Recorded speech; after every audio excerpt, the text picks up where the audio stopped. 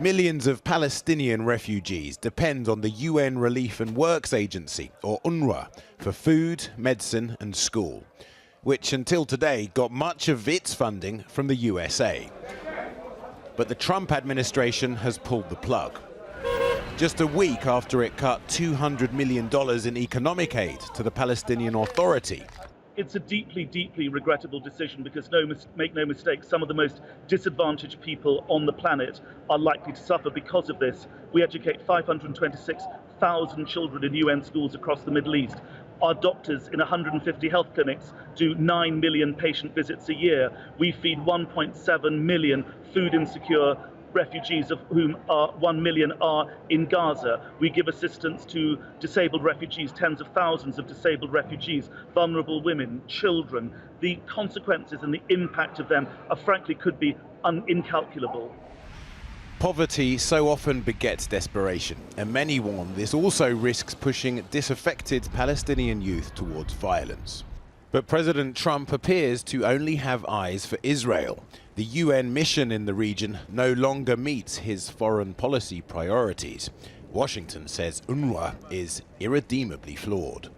We reject that in the strongest possible terms. Just a few months ago, US officials were giving us high praise for the impact of our programs, for the accountability of our agency. We've been conducting root and branch efficiency reforms, and it was the US administration that gave us high marks. So it's very difficult to know where this new move is coming from. Suffice to say, and I think you should ask the Trump administration this, are we now seeing the wholesale political instrumentalization of humanitarian aid to some of the most disadvantaged people on our planet?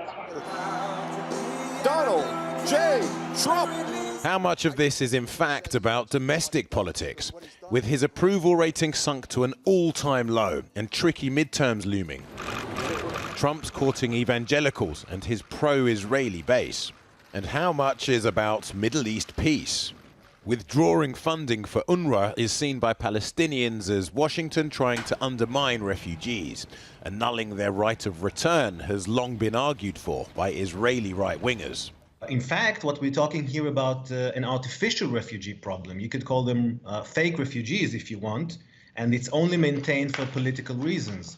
The question we must ask ourselves is why should the West maintain this UNRWA, maintain this agency which perpetuates the problem and gives false dreams to the Palestinians who wish still to return to the state of Israel.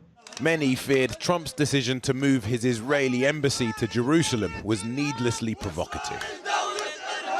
Trump says he wants to broker the ultimate deal for Middle East peace, but it's unclear how targeting Palestinian refugees will help.